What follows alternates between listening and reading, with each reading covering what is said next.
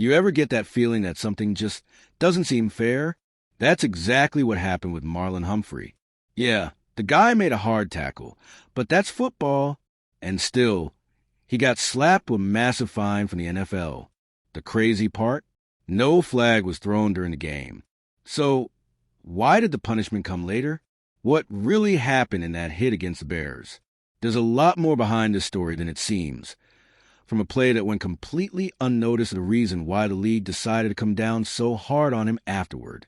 And once you understand the whole picture, you can't help but wonder, did Humphrey really deserve all this?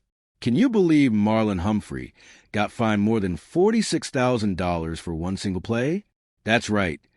The NFL didn't let the Ravens cornerback off the hook after reviewing his hit against the Chicago Bears.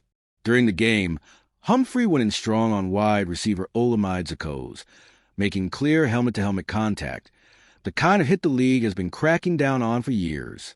What makes it even more surprising is that no one threw a flag at the time. The game just went on until days later, when the Bills showed up. That play happened late in the fourth quarter, with the Ravens still clinging to a 23-13 lead. Zaccoz caught a short pass near the sideline and tried to turn upfield when Humphrey came flying in. On impact, Humphrey's helmet appeared to hit Zaccoz right on the chin or lower face mask, and you can clearly see Zaccoz's head snap back in slow motion. It was exactly the kind of hit the NFL wants to eliminate, and that's why, once they reviewed the footage, the league hit him with a massive fine. During the broadcast, nobody really made a big deal out of it. The play came and went, no penalty, no stoppage. But behind the scenes, the league's review team was taking a closer look. After watching the tape from every angle, the conclusion was clear. Illegal use of the helmet. It's one of the most serious and expensive infractions in the rule book because it directly involves player safety. And even though Humphrey is known for being physical and aggressive, this time he crossed that line. The size of the fine says a lot about how strict the NFL has become with this kind of hit. It doesn't matter if the refs missed it in real time. If the replay shows dangerous contact, the league steps in afterward. And in Humphrey's case, it hit even harder because he's got a history of similar violations. The NFL treated this one as a repeat offense, which bumped the fine up to the second highest level under the league's official schedule. And believe it or not, that was just the start of a really expensive week for the Baltimore Ravens. And that's where things start to get even more interesting. The crazy thing about that Humphrey play is how normal it looked in real time. No one threw a flag. The crowd reacted like it was just another tackle, and the game rolled on. But when the NFL reviewed it later, it became clear that this was exactly the kind of dangerous contact they've been trying to eliminate. Humphrey came in fast, lowered his head, and his helmet made direct contact with Olamide Zaccoz's chin. If you slow it down, you can actually see Zaccoz's head whip backward. It happened in a split second, but it was obvious enough for the league to step in. Under NFL rules, that's considered impermissible use of the helmet, a violation that the league takes extremely seriously because of the risk of concussions. Even though Humphrey clearly didn't mean to injure anyone, the impact was enough to draw attention once the video started circulating online. The officiating crew led by Sean Smith took some heat afterward for missing the call. Mistakes like that happen, sure, but the NFL often uses these cases to remind refs how crucial these safety rules have become. What looked like an ordinary tackle in the moment ended up turning into a teaching example for the entire league. And from there, the debate wasn't just about the hit itself. It was about how much it might have changed the game if the penalty had actually been called right then and there. The timing of the play made it even more significant.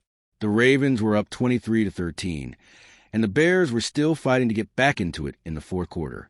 If the flag had been thrown, Chicago would have been gifted a first down at the Ravens' 49-yard line, a perfect spot to try to flip the game's momentum. But since no flag came, the drive went on from the same spot. Even without the call, the Bears managed to move the chains and kick a field goal, cutting the lead to 23-16. It felt like they were building momentum, but Baltimore's defense quickly took control again.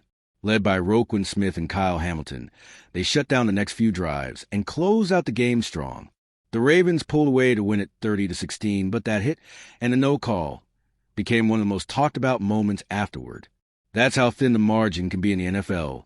One call, or in this case, one missed call, can completely swing a game. If the penalty had been called, maybe the Bears would have gotten a spark. But it wasn't. The clock kept rolling, and John Harbaugh's team stayed in command until the end. It's exactly why the NFL's post-game decision to fine Humphrey caused such a stir. It wasn't just about the contact. It was about what that moment could have meant for the game. And for Humphrey, the story didn't stop there. Because that fine wasn't random. It came with context, and his past infractions made the numbers sting even more. All right, we're already past the halfway point of this video.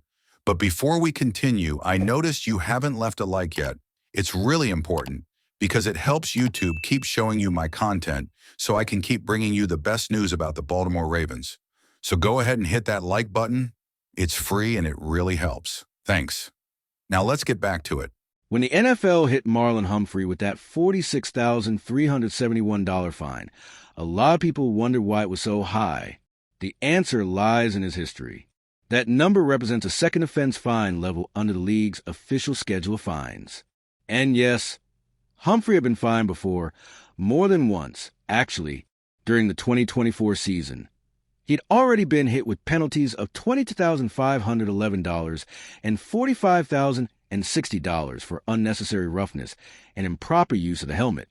The NFL keeps a detailed list that outlines exactly how much each type of infraction costs. And every repeat offense drives a number up. It's designed to discourage players from making the same mistake twice. In Humphrey's case, the message couldn't have been clearer. If he keeps playing that close to the edge, the consequences will only get harsher. Still, Humphrey remains a cornerstone of Baltimore's defense. His physicality and intensity are part of what make him one of the best at his position. But that same edge comes with risk. The difference between a clean, hard tackle and an illegal one can be split second thin. In a league that's become more protective than ever about players' safety, that line keeps getting tighter and every misstep costs more. But Humphrey wasn't the only one hit in the wallet that week.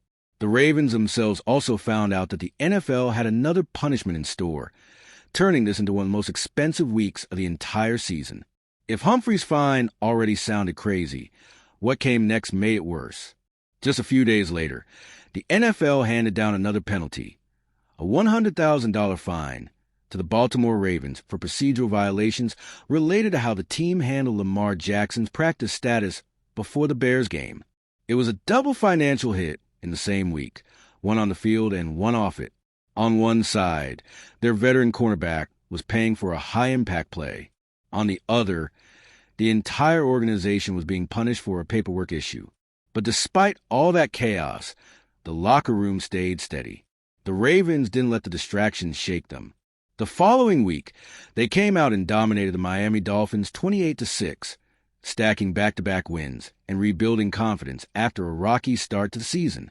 The defense looked sharp again, and Lamar Jackson led the offense with poise heading into their Week 10 bye. Now, with some time to reset and prepare for the Minnesota Vikings, Baltimore has a chance to leave the drama behind. The fines, the controversy, all of it, and focus on football. Maybe that's the silver lining in all this. No matter how expensive the mistakes get, there's always a chance to make things right on the field. In the end, the Marlon Humphrey situation shows just how thin the line has become between playing with passion and getting punished by the NFL.